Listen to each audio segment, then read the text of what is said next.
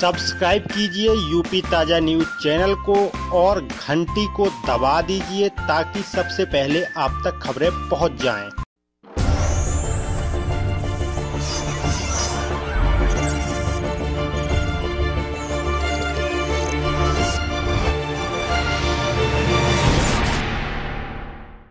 तो सर ये किस तरह की कार्रवाई की है इनके प्रॉपर? मैं आपको पहले बता देना चाहता हूँ कि जो ये हमने मार्च तिरंगा यात्रा निकाली, इसकी परमिशन के लिए हमने 3 दिन पहले ही अप्लाई कर दिया था प्रॉपर ऑफिस में।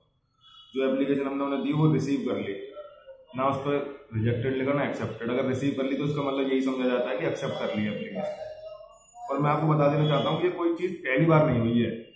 आपको अगर याद होगा तो पहले भी जब हमने चंदन के लिए मार्च निकालने की कोशिश की, उसके लिए उन्होंने परमिशन नहीं दी, नज़रबंद करवा दी पुलिस से कह के। दूसरी बार जब अटल बिहारी वाजपेयी का देहांत हुआ तो उसके उपलक्ष्य में हमने कैंडल मार्च निकाला, उसकी परमिशन निकाले जो बिना परमिशन के निकाले। और लाइब्रेरी कैंटीन के पीछे भी ऐसी पब्लिक मीटिंग होती रहती है जो बिना परमिशन की होती हैं। अगर आप देखेंगे तो लाइब्रेरी कैंटीन के पीछे एक पार्लियामेंट्री बिल को जलाया गया जो रिजर्वेशन के ऊपर अभी पास हुआ 124 अमेंडमेंट जो है। और जो कश्मीर में फौजियों ने कुछ आतंकी मार गिराए तो उसके फौजियों के खिलाफ भी लोगों ने मार्च निकाला, उसके खिलाफ भी कोई एक्शन नहीं हुआ। अफजल गुरु के लिए नमाज जनाजा पढ़ी जाती है, उस पर कुछ नहीं हुआ। मन्ना अनवानी की नमाज जनाजा इन पर बड़ी मुश्किल से रुकी, उन लोगों के खिलाफ कुछ नहीं हुआ। ये दोहरा रवैया है और एक तानाशाही चला रखी है वीसी साहब ने, प्रोक्टर साहब ने। और इसके लिए हम एचआरडी मिनिस्टर को लेटर लिखेंगे। और मैं तो ये सवाल पूछना चाहता हूँ कि ये तिरंगा यात्रा को क्यों अपोज कर रहे हैं? अगर हम तिरंगा हिंदुस्तान में नहीं फहराएंगे तो पाकिस्तान में जाकर फहराएंगे क्या? आपको आज नोटिस जारी किया तिरंगा यात्रा को लेकर, इसके बारे में आपको क्या कहना है? देखिए, सीधे सीधे जो भी देशभक्त छात्र हैं उनकी भावनाओं के साथ सीधे सीधे ठेस पहुंची है कि इस प्रकार का नोटिस जारी नहीं करना चाहिए था। और जो तिरंगा यात्रा निकाली गई थी वो एक ऐसे समय पर निकाली गई थी जिस समय 95% क्लासेस नहीं होती हैं, क्योंकि 12:30 बजे का समय जो होता है उस समय मैक्सिमम गैदरिंग भी रहती है और इसके साथ साथ क्लासेस भी ओवर हो चुकी होती हैं।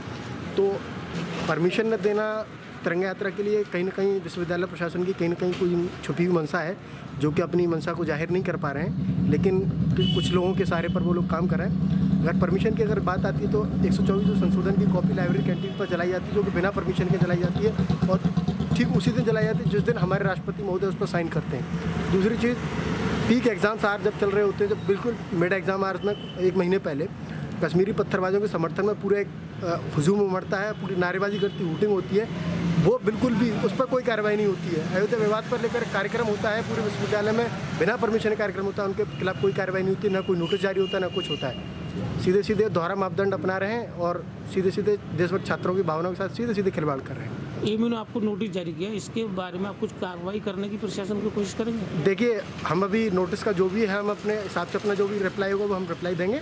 इसके साथ ही हम एमएचआरडी से भी अब सीधे डायरेक्ट इत्तला करेंगे कि इस प्रकार की जो संवैधानिक हनन है छात्रों का उसको बार बार टारगेट ना किया जाए और सीधे सीधे है कि विश्वविद्यालय को भी सीधे सीधे नोटिस जारी करें कि इस प्रकार की गतिविधि ना करें।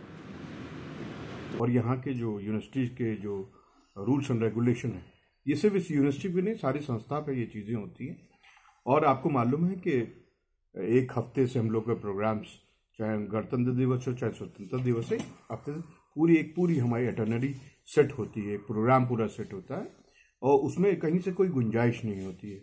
तो 34,000 बच्चा पढ़ता है, इसलिए यहाँ से। और अगर कोई भी कहीं पर कोई परमिशन किसी चीज़ की नहीं दी गई है, उसका अगर उल्लंघन होता है तो जो यहाँ के रूल्स एंड रेगुलेशन के तहत कार्रवाई होती है और ऐसी कार्रवाई करी गई है। सर कितने छात्रों को दिया गया? सुना है कि अभी संख्या तो नहीं, लेकिन शायद 2 बच्चों को, 2 स्टूडेंट्स को दिया गया है। लेकिन सर छात्र तो काफी तादाद में थे कल। देखिए, ये एक प्रोग्रेटिव होता है एडमिनिस्ट्रेशन। सब्सक्राइब कीजिए यूपी ताजा न्यूज चैनल को और घंटी को दबा दीजिए ताकि सबसे पहले आप तक खबरें पहुंच जाएं।